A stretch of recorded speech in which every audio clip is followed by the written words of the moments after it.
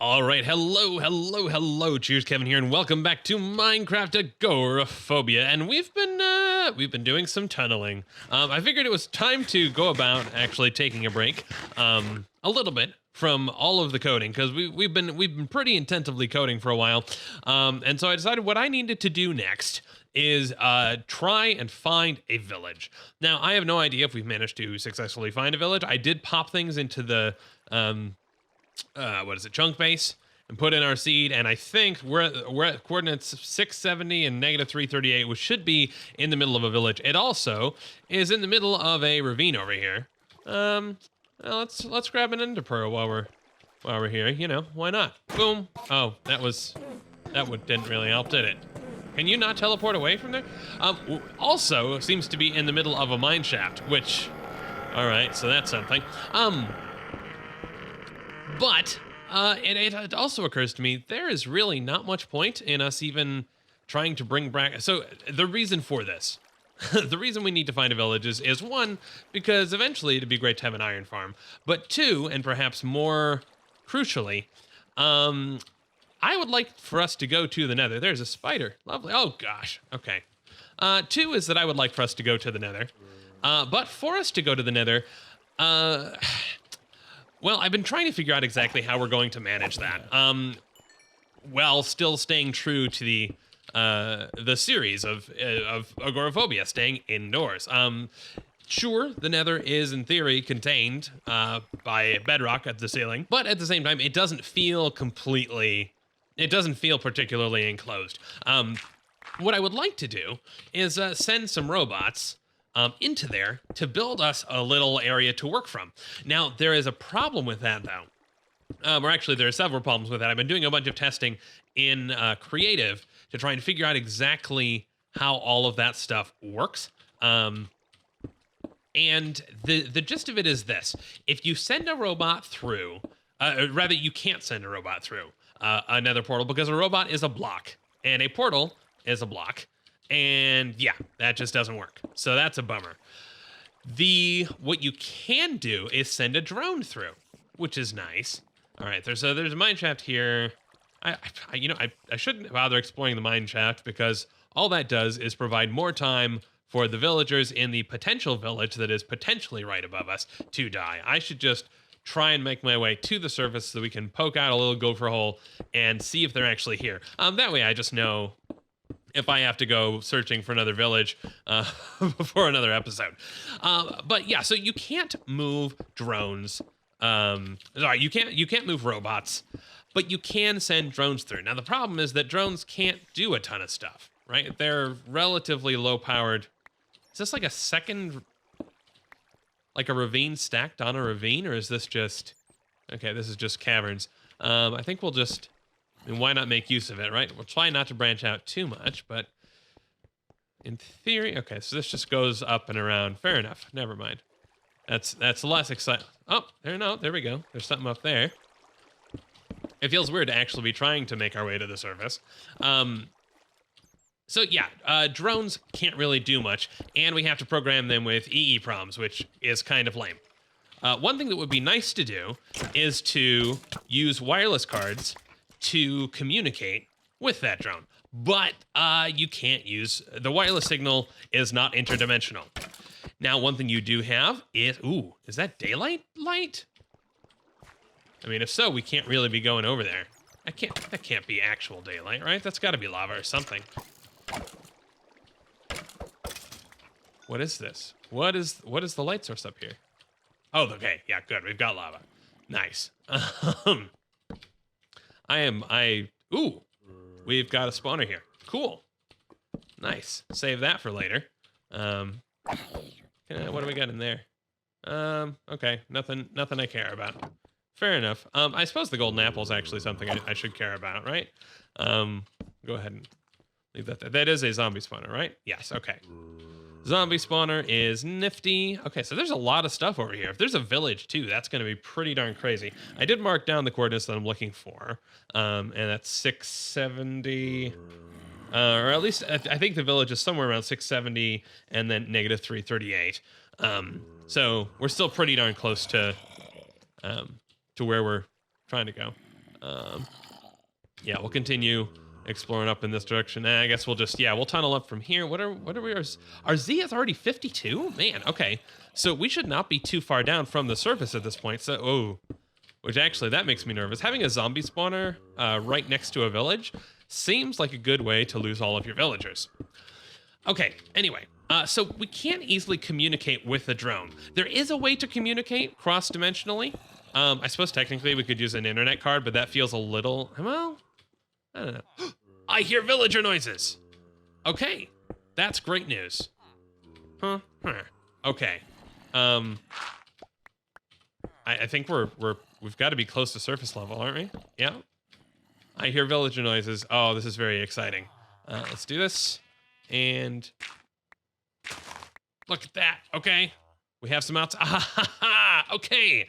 That's fantastic news. I'm just gonna leave. I'm gonna get the heck out of Dodge before a whole bunch of mobs can spawn and kill off all of these villagers, because we will be back at a later point once we actually have an area prepped to deal with these villagers. Because right now, all that we could do would be to offer them a swift death, which doesn't seem like the most hospitable way to treat these guys. Come on. Okay. Was this is how we came through, right? Yeah, some down here. Yeah, okay. Fair enough. Okay, so now we at least know that what is down there? Don't want to know. Don't care.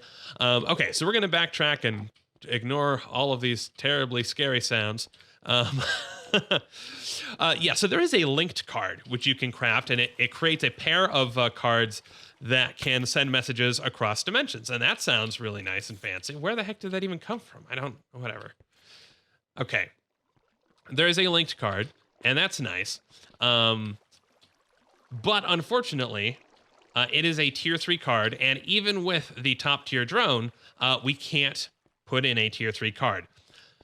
The final thing that we actually have to worry about. So the gist is that, hey, we can't talk to this robot once we have created it, or once we have sent it through the nether, this drone rather.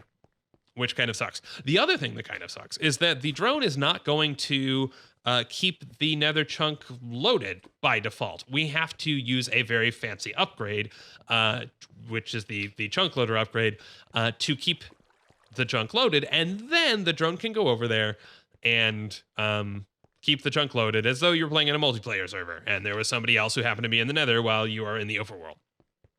So we need to craft that. But of course, to do a lot of these advanced things, we need Eyes of Ender. And so I was thinking, oh man, well, I think we're just kind of stuck. We're in a position where we need to grab, we need stuff from the nether in order to even viably go into the nether, so we can't do it. But turns out you can get Eyes of Ender from villagers. Priest villagers will trade you Eyes of Ender for, I'm sure, something that is a crazy expensive price, but all the same, that does mean that we should be able to craft this chunk loader and get a drone to go over there and drop some stuff down. One thing that I also did play with, just by the by, and just to let you know that you can't do it, robots can do a sneaky click, a sneaky right, so a shift right click, to turn on other robots, which is cool. And of course, we've seen that they can turn on microcontrollers.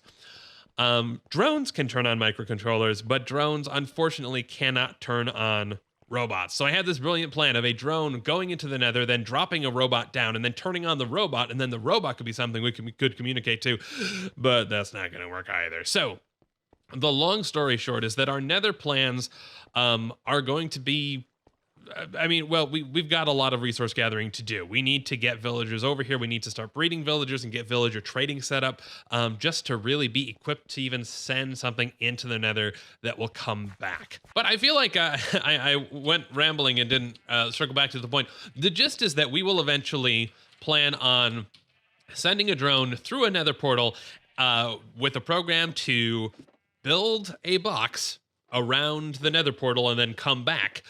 And then really hope that it did so successfully, because there's no way for us to get a robot through there and activated.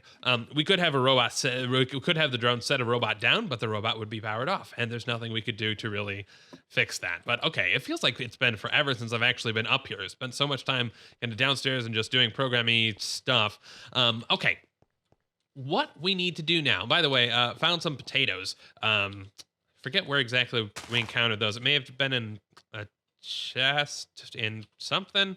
I don't know. Maybe there was a spawner that I don't remember. At some point when we were mining, came across. But no, I think a zombie dropped some potatoes. So cool. We have potatoes now. Potatoes are always important. What I want to do today is finally expand up here, because one of the things that we are going to want to have as part of our chunk is an iron farm, as I started to say. We're gonna bring villagers over here and have them be part of our wonderful iron farm. But the best way to have the iron farm, one of the requirements for the iron farm is that the outside is exposed to the outside of doors, of village doors, are exposed to sunlight, which means that really we don't want to be building stuff on top of them. So basically what I'm saying is we want to build an iron farm at the absolute block limit. So we've got the powerhouse all the way down to the ground, and then we'll have an iron farm all the way up there. Now, we could go through and do that with pistons. This still feels a little scammy as far as considering that close. No. Okay. But better yet, why don't we just have the robot do it? Now, this robot does not have upgrades that allow it to do crazy hovery type of stuff. Ooh, we can see a little peephole that we made over there. That's pretty neat. Not a chance of us actually seeing the village that we created over there, or that we found over there.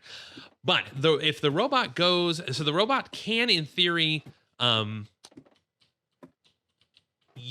me see. So the robot, basically, it won't move so that it levitates, but it can climb along walls without upgrades. So that means if we let the robot go up pillaring, then move over, it should be able to go down and pillar its way down. So let's jump back to our downstairs little staging area and write up a little test script. We're just going to do this in line because it shouldn't honestly be that complex. If we're doing something complex, we're doing it wrong. And actually, we have our move test. So actually, I'm going to copy move test and just call that wall.lua. And then we will edit wall.lua, because then we don't have to, then we've got our... we have our fancy move script in here already, so we don't have to worry about it. So here's where our main function... Actually, no, we're just going to call main down here, because this is the way that I want to be doing things. We're going to call main at the very end, and we'll define main at the top of the file. The way that I like to write my scripts is I like to be able to open the top of the script, and without really paying too much attention, I want to know exactly what the heck is going on. So we'll say function main and end. And this will be all that actually executes, so we're not testing anything anymore. What we want to do is pillar up, and then pillar down. And if we write those functions, pillar up, actually, I'm going to say local height equals 5, because we'll use that for testing, and then we can increase that height as we see fit.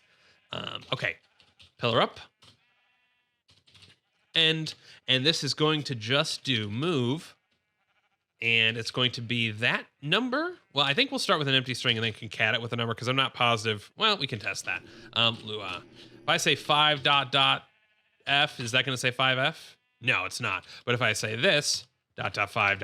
f, unexpected symbol. Okay, print this. 5 ... Oh, right. It thinks I'm trying to use a decimal, so it gets confused. So let's just do 5 ... f. Okay, that's fine. Fair enough. We can do that then. So we're going to move, and actually we shouldn't have that same concern there. But we could say height times, and then so that many times, we're making use of our awesome nestedy stuff. We're going to do some command, and that'll have some sort of function. Let's see, for pillar up, our function is going to be placing a block up, right? We'll go end, and like that. Okay, so placing a block up is easy enough. We'll say robot dot. Actually, no. Yes, if we're so place down, and that's it. In theory, as soon as we get to more than 32, then we have to worry that that's not exact. Then we need to worry about switching inventories. So we'll have to worry about that. It means we're going to need robot, so we'll go ahead and require robot. Local robot equals require robot, not component.robot, but robot, the wrapper function around stuff. Okay, so then our actual move command is going to be up and yield, and that's all that it is. So what we're actually saying, if we fix this interpolated string and knowing that height is 5, is we're saying, hey, move, and we're saying 5 times do up and then yield, and then we're telling it exactly what yield should do, which is place a block down. Okay, I like that. Pillar down, actually, pillar down is going to be just slightly different. We need to make sure that the things are correct here. Okay, so we're pillared up now. We're stacked on top of the tower that we've just made. So we'll go move forward, I guess. Yeah, we'll move forward and then down. Let's see. And yeah, the numbers are going to be a little off here, but that's okay. We can figure out where we went wrong. And we'll say move and height times. We're going to do something. We're going to go down and then yank, or yank down and then yield. And the thing that we want to do after moving down is placing a block up. And actually, I'm not positive that it can do that. That may require the angel upgrade. No, it should be able to do that just fine. I think it should be able to do that because it's placing it against the tower, but I guess we'll see. Okay, nothing. Attempted to index a nil value global component. All right, let's take a look. Edit wall.lua, and that's on line 25. Line 25. Bot is component list robot or component list drone. Do we not have component by default here? Let's try component equals require component. Maybe that's something that we only get in EEPROM land. That doesn't sound right because oh, okay. It just failed to do the actual placing. Why should, yeah, I forgot to put that in the inventory slot. Okay, let's do that. There we go. And up, and up, and up. Over, down, down, there, 2, 3. Okay, that's perfect. I think it did try and do one more than it would otherwise have been able to. But that's great. Okay, I like that.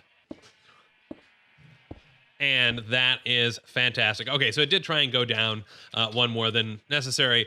We can go ahead and just edit that.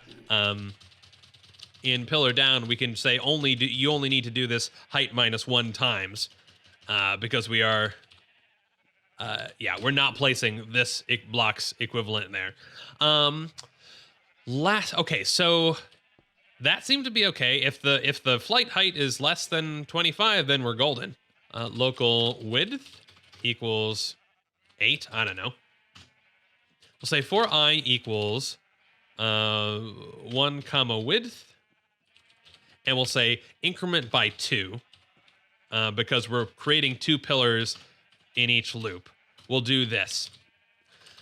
And so this will say, hey, I actually want an 8 wide wall. And that should work just fine because it'll then just repeat the thing, except actually we want to move forward at the end of that. So now we should be able to specify, hey, I want a wall of this width and this height. And that's great. One thing that we could do, though, is give ourselves a little more wiggle room and fill this entire thing up and then select the next thing if we're unable to, if we run out of stuff. So to do that, let's say selected equals 1. And then any time that we try and move stuff, we'll just say, I'm just going to create a fake function here for now. We'll say check inv. And check-in's responsibility is going to verify that we have the ability to place stuff, and if not, then go ahead and move the selection over. So let's go ahead and write that down here. So we'll say function check-inv, and we will say if robot dot space. And what that's going to do is it's going to tell us how much more space there is in this slot. So in this case, it's 64 minus 15 is the amount of space. So we'll say if that is equal to 64, then, hey, we got a problem. And we need to advance to the next slot, if possible. So let's try that. So if selected is less than, although actually looking at the docs more clearly, we don't need to keep track of that at all, because we can just call robot.select and it will give us the number back. So we don't have to create a variable anyway. If the current space is less than, we'll say local current equals robot.select. And because we're not telling it to select something else, it's not going to switch it. It's just going to return the number that we currently have selected. So in this case, it would return slot number 1. And then we'll say if current is less than the robot inventory size, then go ahead and select robot. So robot.select current plus 1.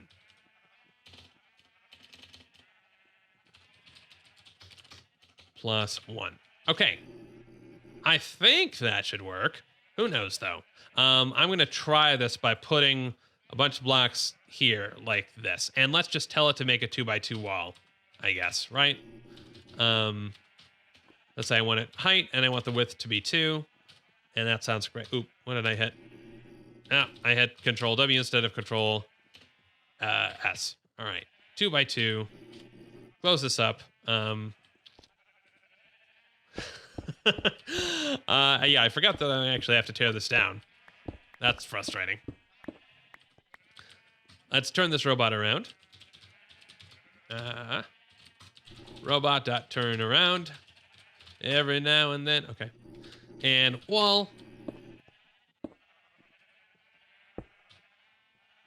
All right, cool. It did everything that it was supposed to do. It went through the inventory slots, and that's great news. I suppose at the very end, we could tell it to select the first slot just as a matter of cleaning up. Yeah, robot.select 1. Why not? Okay, so one thing to keep in mind is that when we were building out here, we did clear out the entire chunk, the chunk borders and here. So this actually, we'll eventually want to take this upstairs lovely little area in by 1 block, which is kind of a bummer, but you know, hey, it is what it is. So I'm trying to figure out where the easiest place to do this. And by the way, long overdue discussion, but thinking about the rules for what's considered to be outside. There was a comment when I asked everybody their thoughts, and people had various opinions. But one comment that I thought was very good was, hey, at any point in time, you can only have one direction access to daylight. So if you're in a gopher hole and you can see above, that's fine. If you're out in a tunnel and you can see forward, that's fine. But you can't see forward and up at the same time. Basically, only one direction should ever be exposed to the outdoors. And I think that's a pretty decent metric, and it's probably close to at least what I had been going for. So let's see. I'm going to make this a 4x4 wall for now, just because I want to test this out.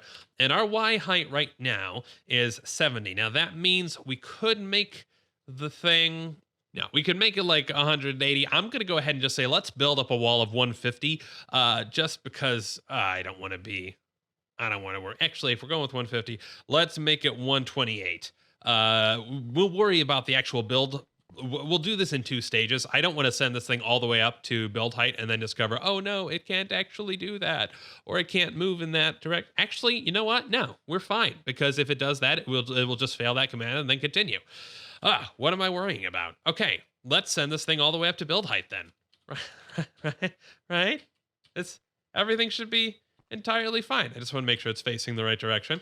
I'm going to go ahead and boot this up, give it all the instructions. We're going to throw in a whole bunch of polished andesite, because that's a material I just happen to have lying around, and we'll see. edit wall.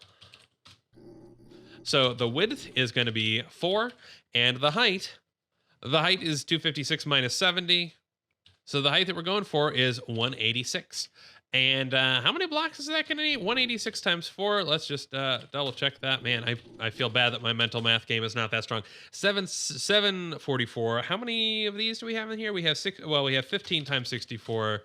Okay, yeah, we have enough blocks, but not a hugely, not a crazy amount more than we might otherwise need. This should be enough to get us all the way up to the end of the world and back.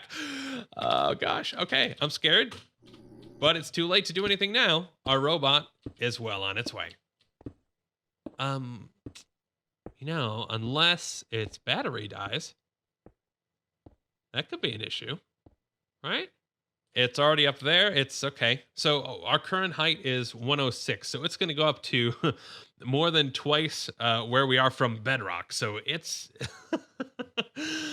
oh gosh, that's crazy. It's is it past the cloud light? It looks like it's getting up there. Aha, we could hear it. Hello. Hi. How are you doing? I don't think I'm good. Oh, I can put a torch on there though. That's nice. Can I see? No, okay. I can't get access to it from there. Let's we'll have to come down and meet you when you get down here. If you're over 50% battery, then we'll let you keep going. Otherwise, I will have to slam my fist on the on the power off. Hoping that this hole does not result in creep. Okay, well, definitely hear some gross stuff. How are we looking, Brandenburg, or whatever you're... Oh, yep, you're over 50%. You're doing just fine. Brandenburg, you are fantastic. You are the best. And of course, yeah, going back up, it's not going to do... Oh, you know what? Actually, since it's moving forward, we could update our script to have it place... well, it would have to turn around, wouldn't it? Yeah, because you can't place blocks backward according to open computer rules. Suppose I should do some farming in the meantime. So I figured we'd head down here and gather some more blocks so that it could build more of the wall. And it's it's become immediately apparent we don't have anywhere near enough material to do that. I mean, I can sort of make cobble work maybe for another little bit, but we're probably gonna have to actually make a cobble farm just to get enough resources to build this wall, because it's gonna require a fair number of stacks. I also took that pillar out, by the way. All right, I want to test something real quick before we continue. I want to say test, I don't know, rar.lua, and then I'm gonna say a comma b equals ... and print A and print B. And I think this may be a way for us to pass args. So if I say rar 5 and 6, cool. Okay, so that's how we can pass things in. That means we can edit our wall script to say, let's see. Sure, we'll just say height comma width equals ... And we just have to remember in our brain that it's 186 and 2 in this case. I did save that, right? Okay. Oh, and gave it some carrots by accident. Okay, we're gonna send this one up on its way to wrap up this little too high thing. What's the height and then width? Okay.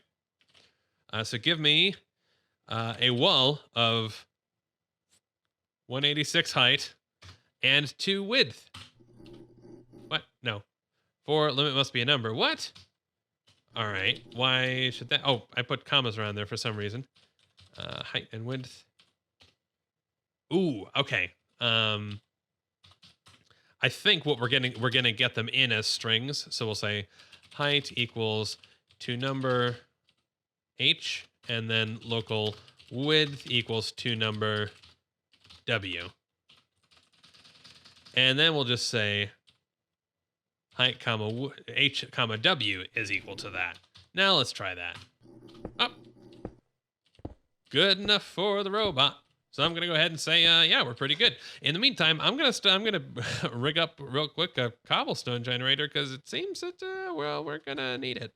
Okay, so, and actually I'm just gonna put the first generated stone there. And I think this is gonna be a cobble generator, not a smooth stone generator. I think there are definitely ways we could make a smooth stone generator. but I'm just not smart enough to do that. Okay, so I don't want to try this with this pick just yet, because what I want to do first is replace this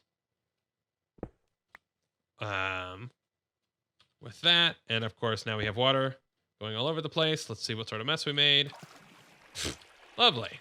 Actually, that did not seem to do any damage whatsoever. So that's nice. One piece of cobblestone over there. And then, yeah, we will see what we get. Of course, this is going to cause durability, but that's okay. If we destroy this... Nope, that did not work. What? Come on, pick up the... Oh, right. Nope, there. Ah, no. Oh, no, I remember what I needed to do. I need to have the water go like that. And then it should work. Yeah, so then the water doesn't touch the cobblestone. Okay, fair enough. Let me get some more lava. All right, it works. It is slow. I mean, compared to the instant... Well, okay, there we go. It's actually possible we might end up mining out the obsidian in the time that it takes to up... I don't think so. But okay, we'll generate cobble this way. And you know what we actually could do that would be better is to replace this with a hopper and then put a chest underneath that. Oop, no. Oh, that was a knife. Okay, that was a mistake. Well, okay, a recoverable one. All right, Breitenberg, your new task, should you choose to accept it, which you do choose, you very much do choose, is to mine some cobbles for me. Let's give this a shot. Let's say robot.up, and then I'm wondering if this is going to work. Let's see how many we have in here. 3. So I want to try giving him no tool, because in theory, you can break cobble with your hands, right? So robot.swing. Unknown error. Well, that's a bummer. Okay, fine. Take my wife. I mean, take my pickaxe. Okay, fair enough. So we will have to supply you with tools, which is a little frustrating, but that's okay. Let's write a little bit of a script here. Edit cobble.lua, and we'll say local robot equals require robot, and we'll say while true, do, end. We'll say robot.swing. Actually, let's say if robot.detect, then robot.swing. Aha. So we'll only swing if there is something in front of us. And then just to make things not go crazy, we'll sleep for, I don't know, 0.2 seconds. That seems to make sense. Cobble. Okay, so it's not gonna swing unless there is a block in front of it, but the cobble doesn't seem to be going anywhere. Oh, it's picking up the cobble. But presumably when its inventory gets full, then whatever, that's fine. I don't really love the idea of it, using up my tool, but that's okay. Actually, you know what? We have something to mitigate that a little bit. There we go. Lovely. Let's grab, we have the experience upgrade, right? That should, never mind. It's not going to be gaining any experience. Wait, by performing various operations? Well, I mean, why not? But when the robot has experience, it loses less durability. So that's potentially something nice. We'll go ahead and toss that upgrade in. Why not? All right, so Breitenberg looks pretty content, and I have to say, I myself am feeling pretty content. We have robots doing the obnoxious grunt work, and I mean, really, how much better can life get when that's the case? Maybe we will. I'm wondering if there's an easy way to. I mean, we could just use. We could use wood and stone or something. Maybe we'll create another dumb robot to come over here and actually take the place of Breitenberg, so Breitenberg can get back to wall building. But I'll probably do some more wall building between now and the next video. But that is all that we have time for today. So I hope that you have enjoyed it. We're having a lot of fun and actually taking a break from doing any real intense programming just for now, because every so often it gets dull staring at a screen, and anyway, let me know what you're enjoying, what you're excited about us doing, so that I can make sure that we're focusing on the cool stuff and not the dull stuff. And I will see you in the next video. Cheers.